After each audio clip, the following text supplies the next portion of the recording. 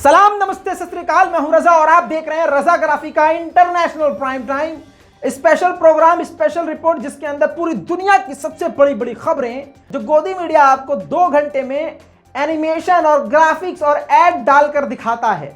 2 minute की खबर बताकर सस्पेंस छोड़कर फिर 10 मिनट के एड बीच में घुसा देता है। इन सभी चीजों को एक तरफ करते हुए और सभी चीजों को ध्यान में रखते हुए रजा ग्राफी सीधी खबर आपके सामने विद प्रूफ रखता है, जिससे आपका टाइम बचे और आपको सही खबर मिल जाए। दोस्तों, इस रिपोर्ट को शेयर जरूर कीजिएगा और जो भी रिपोर्ट के बारे में अपनी राय हो वो नीचे कमेंट जरूर कीजिएगा। इस रिपोर्ट की सबसे बड़ी खबर यह है, जैसे मैं हमेशा से कहता आया हूं, कि अमेरिका ही हर फसाद की जड़ होता है। पूरी दुनिया में अगर कहीं भी कोई फसाद हो रहा होगा तो तिल्ली आग लगाई सिर्फ अमेरिका के द्वारा ही होती है। अब यूक्रेन को जंग में झोंक देने का फायदा किसको हो रहा है?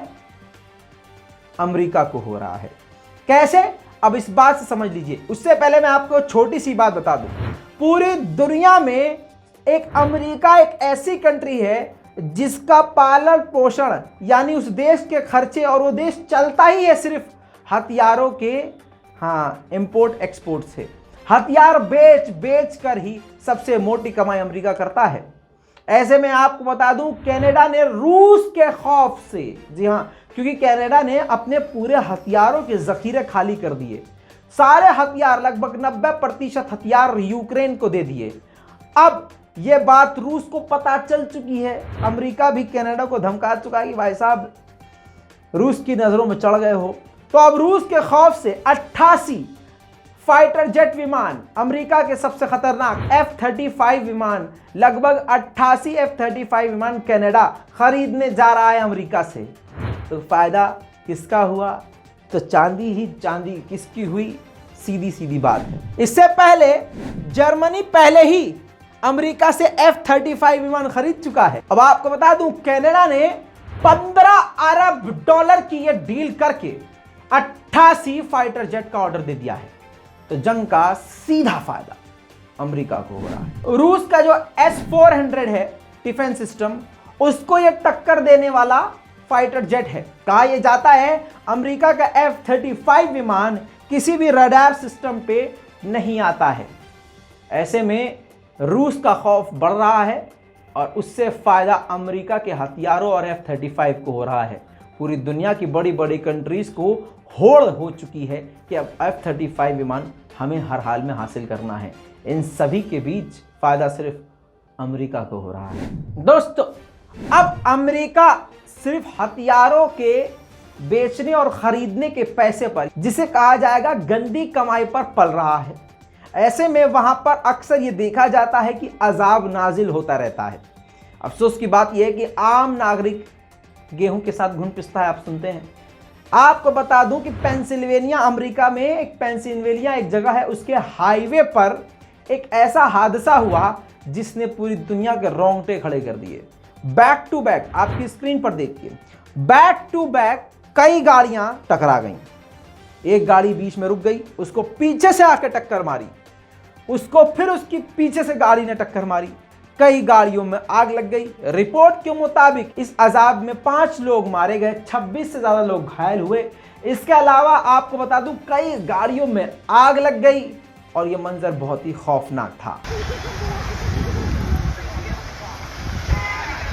This is ridiculous. It's snow and fog mixed together, and it made the visibility down to 0. And oh, watch out, watch out. Oh, God. Shit. Damn. My car is gone. I need to get all my shit out of my car. But it's too dangerous. And I need to get the fuck off the road. Damn. Look at that fire. Oh my God.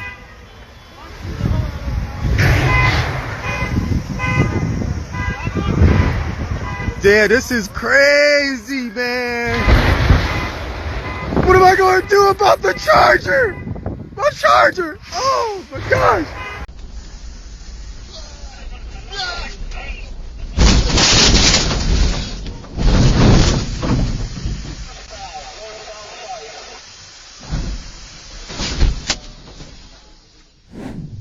अब gas तेल की कमी सारी दुनिया में तो हो ही रही है।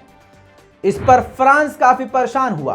फ्रांस के फॉरेन मिनिस्टर सीधा पहुंच गए मुसलमानों की गोद में। कल तक मुसलमान बुरे लगते थे, मुल्ले बुरे लगते थे, प्रॉफेट मोहम्मद सल्लल्लाहु अलैहि वसल्लम के खिलाफ कार्टून बनाने को ये सपोर्ट किया करते थे। आज जब इनकी सिट्टी पुट्टी गुम हुई तो मुंह से हगना शुरू करते हुए सीधा हम मुस्लिम मुल्कों की तरफ मुंह कर लिया। आपको बता दूं कि फ्रांस के विदेश मंत्री पहले कतर पहुंचे, फिर ओमान पहुंचे, फिर कुवैत पहुंचे भीख मांगने के लिए। भाई साहब हमको गैस दे दो, हमको तेल दे दो, वरना हमारी तो लुटिया। हाँ दोस्तों ये हाल है। बहरहाल आगे बढ़ते हैं। दोस्तों अमेरिका का F-22 फाइटर जेट आपकी स्क्रीन पर, ये जो फाइटर जेट है पेंटागन ने ये ऐलान किया है कि अमेरिका इसको रिटायर कर रहा है क्योंकि इसको अपग्रेड करने में इतना खर्चा है जितना F-35 विमान में है, मतलब बहुत ज़्यादा खर्चा है, इसलिए इसको अब नहीं बढ़ाया जाएगा, अपग्रेड नहीं किया जाएगा। आपको बता दूं कि नींद अमेरिका की उड़ी हुई है। अब रूस को ये क्लियर हो चुका है कि इस बवाल के पीछे अमेरिका है और अमेरिका को भी समझ में आ चुका है कि रूस उसको माफ नहीं करेगा। इतना ही नहीं दोस्तों, यूक्रेन और रूस को भिड़वाने के बाद चीन का भी खौफ सता रहा है अमेरिका को। ऐसे में बाइडेन प्रशासन ने, यानी खुद बाइडेन ने, अमेरिका ने पहली बार अपने सेना का, अपने डिफेंस का सबसे बड़ा बजट पेश कर दिया है। इस बजट में $813 बिलियन पहली बार अमेरिका हथियारों में, अपनी रक्षा में खर्च करने के लिए सामने लेके आया है। ये दुनिया की पहली ऐसी कंट्री है अमेरिका जो इतना ज़्यादा खर्च अपने बचाव के लिए करने वाला है। इसका मतलब ये है कि हवा अमेरिका की टाइट है। आपको बता दूं कि भारत ने ब्रिटेन को भगा दिया था, मीटिंग होने वाली थी, यूक्रेन के मुद्दे पर आके पीएम बोरिस यहाँ बोलते और मोदी को मनाते समझाते कि भाई यूक्रेन के सपोर्ट में बोलो और रूस के खिलाफ बोलो, तो भारत की तरफ से ये मना कर दिया गया था कि भाई साहब इस वक्त नहीं है ठीक, हमारे मत आना बात, मतलब ऐसा तो नहीं किया था, लेकिन फील तो उनको यही हुआ होगा। लेकिन इतना गिरा हुआ है यह अंग्रेज मुल्क यूके, ससुरों को पहले हमने 1947 में भगाया था, अब ये भगौड़े फिर वापस आ रहे हैं मोदी जी के राज में। मोदी जी का अंग्रेजों से बड़ा कनेक्शन निकल के आता है यार, चेक कर लियो अगली रिपोर्ट में जरा, है ना। हाँ। अब आपको बड़ी बात बता दें कि विदेश मंत्री यूके की आने वाली रिपोर्ट में देख लीजिए, भारत के मना करने के बावजूद यूके की विदेश मंत्री भारत आने चाहती हैं और बल्कि कंफर्म हो गया है आने वाली हैं, जो कि खुद बात करेंगे एक बार फिर से उसी मुद्दे पर, यूक्रेन और रूस के मुद्दे पर भारत को अपनी तरफ करने की कोशिश करेंगे। जिसमें यह बात पहले ही बता दूं, भारत टस से मस नहीं होगा, रूस के साथ खड़ा था, खड़ा है और रूस के साथ ही खड़ा रहेगा। बस अंग्रेजों भरोसा मत करना भाई साहब। दोस्तों इसी के साथ अगली बड़ी खबर दूंगा तालिबान के बारे में। तालिबान को इंडोनेशिया और कतर ने जोरदार झटका देते हुए झकझोर दिया है और कहा है, यानी फोन पर बात करते हुए तालिबान से दोनों देशों के विदेश मंत्री, कतर और इंडोनेशिया के फॉरेन मिनिस्टर ने तालिबान से फोन पर बात करते हुए कहा है कि महिलाओं, लड़कियों का स्कूल और कॉलेज जल्द से जल्द खोल दो, ये तुम्हारे लिए बेहतर होगा। यूरोपीय यूनियन ने भी, यानी ईयू ने भी तालिबान को ये सीधा सीधा कह दिया है कि जितनी जल्दी हो सके सीनियर सेकेंडरी स्कूल भी खोलो, यानी 10वीं क्लास से जो लड़कियां पढ़ने वाली हैं उनके लिए भी पढ़ाई लिखाई के रास्ते खोल दो, क्योंकि अफगानिस्तान में 1 मिलियन से ज़्यादा लड़कियां हैं जो पढ़ना लिखना चाहती हैं। ईयू ने भी तालिबान से ये गुजारिश करी है। दुनिया कितना भी दम लगा रही है कि रूस को दबाया जा सके, दुनिया दम लगा रही है कि कैसे भी करके पुतिन को गिराया जा सके। बड़े बड़े देश निकलकर अमेरिका के खौफ में पटर पटर रूस के खिलाफ बोल रहे हैं, लेकिन ज़मीनी हकीकत कुछ और है। अब आपको 7 कंट्रीज के नाम बताने वाला हूं, ध्यान से सुनिएगा। France, Germany, Netherland, Spain, Italy, Belgium, Luxembourg, ये 7 कंट्रीज ऐसी हैं जिनकी सरकार ने अपने नागरिकों से सीधा कह दिया है कि रूस के खिलाफ जंग में मत उतरना। चाहे सोशल मीडिया पर रूस के खिलाफ लिखना हो, चाहे रूस के खिलाफ सोशल मीडिया पर कैंपेन चलाना हो, यूक्रेन को सपोर्ट करना हो, इन सब चीज़ों से गुरेज करना। इस सब बातों से एक बात समझ में आ गई कि फ्रांस जितना फुदक रहा था आगे और रूस के खिलाफ बोल रहा है, जमीनी हकीकत कुछ और है। अपने ही देशों के नागरिकों को खामोश कर रहा है कि बोलना नहीं। क्यों? क्योंकि पता है कि अगर ये ज्यादा बोलेंगे और पुतिन को बुरा लग गया तो हमारे भी हाथ खून में ही लगे हुए हैं। हमने ही हथियार यूक्रेन को दिए थे जिसके सबब ये जंग इतनी बढ़ चुकी है। दोस्तों, अब भारत ने चीन के टेटवे को पकड़ के ऐसे उठा के किनारे रख दिया है। बुरा लग रहा होगा बहुत लोगों को, लेकिन माफ कीजिएगा, सच्चाई यही है। भारत ने चीन के टेटवे पर लात मारते हुए श्रीलंका के अंदर 3 विंड फार्म बनाने का ऐलान कर दिया, कंफर्म कर दिया गया है। आपको बता दूं, बिजली बनती है विंड से, मतलब विंड फार्म बनाया जाता है, बहुत लंबे बड़े और इलाके में ये होता है, जिससे इलेक्ट्रिसिटी जनरेट किया जाता है। उससे श्रीलंका को भी फायदा होगा और भारत को भी फायदा होगा। और ये एक पहला कोनी है भारत की तरफ से चीन के मुंह पर। आपको अब अगली बड़ी खबर बता दूं, मैंने आपसे कहा था कि सऊदी अरब ने यमन और हुतीस से बात करने के लिए मीटिंग रखी है और ऐलान किया है, इनवाइट किया कि आइए और मिलकर बैठकर बात करते हैं। ऐसे में आप बता दूं कि यमन के ऑफिशियल्स तो खुद वहां पहुंचे और सऊदी अरब के लोगों से, मिनिस्टर से बातचीत करी, लेकिन इसमें हूथीज के अधिकारी नहीं पहुंचे।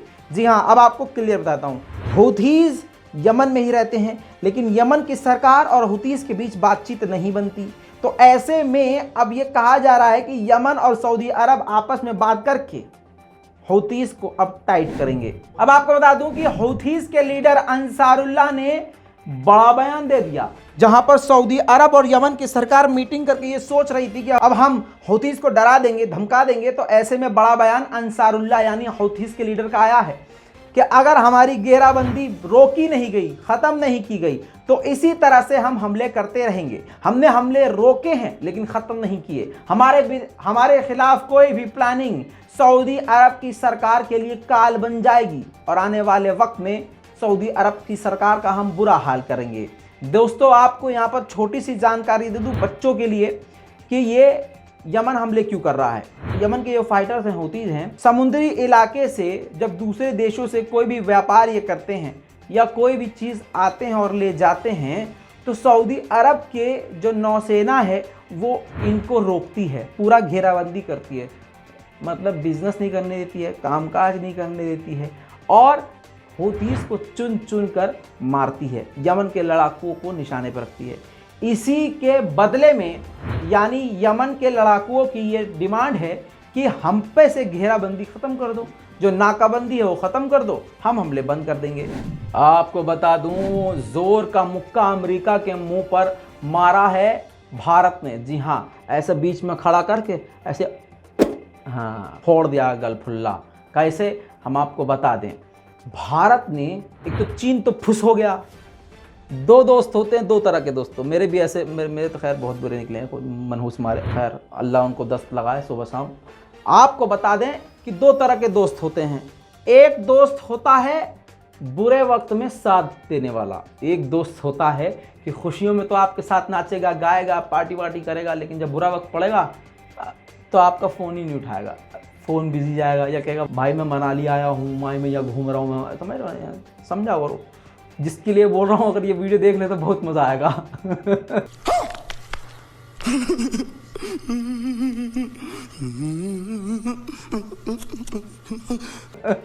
मेरा दोस्त मनहूस मारा। अब आपको बता दें कि ऐसा ही दोस्त निकला चीन, जैसे मेरा है मनहूस, उसने बुरे वक्त में साथ छोड़ दिया रूस का। दूसरा एक दोस्त होता है जैसे भारत, बुरे वक्त में रूस के साथ खड़ा रहा अमेरिका के खिलाफ होके भी, और इतना ही नहीं, सीने पर चढ़ गया अमेरिका के। कैसे? यूक्रेन से पहले भारत जो है सनफ्लावर ऑयल लेता था यूक्रेन से, अब वो उल्टा हो गया है। भारत ने यूक्रेन से सनफ्लावर ऑयल लेने के बजाय रूस से ही डील कर लिया कि भाई सनफ्लावर ऑयल हम तुमसे लेंगे। इसे कहते हैं बाबू दबंग दोस्त। दोस्तों, आपको बड़ी एक और खबर बता दूं, तुर्की को एक और माइन ब्लैक सी में तैरती हुई नजर आई है और ये बुल्गारिया के पास नजर आई है। तुर्की ने आनन फानन इसकी जांच शुरू कर दी है और अपनी सेना को अलर्ट कर दिया है। आखिर में सबसे बड़ी खबर और सबसे जानकारी वाली, ईरान के साथ तालिबान ने डील कर लिया है जो शिया सुन्नी करते हैं उनके मुंह पर मक्खन वाला थप्पड़, समझिए, मतलब मक्खन वाला हमारा वाला, मतलब हाथ में मक्खन लगा के ऐसा मुंह थोड़ा पड़ गया पटापट। हाँ, ऐसे तालिबान और ईरान ने ऐसे लोगों को बजाया ऐसे मक्खन लगा के। अब आपको बताएं क्या हुआ है मामला ऐसा हुआ है कि तालिबान ने ऐलान किया है कि चीन तक ईरान खवाफ हेरात रेलवे लाइन पहुंचाएगा। यानी तालिबान ने ईरान के साथ डील करके कह दिया है कि आप अपने यहाँ से हमारे रास्ते होते हुए चीन तक रेलवे लाइन बिछा सकते हैं, जिस रेलवे लाइन का नाम खवाफ हेरात है। इस पूरी रिपोर्ट पर आपकी क्या राय है? अपनी राय कमेंट में ज़रूर लिखिएगा। रिपोर्ट को शेयर कीजिएगा, चैनल को सब्सक्राइब कीजिएगा और दुआओं में हमको याद रखिएगा। जय हिंद। तो दोस्तों, ये हैं वो लोग जिन्होंने बहुत हमारी मदद करी है और इन सभी का तहे दिल से शुक्रिया। और आपसे उम्मीद है कि इसी तरह से आप अपनी दुआओं में और अपने साथ में हमें याद रखेंगे।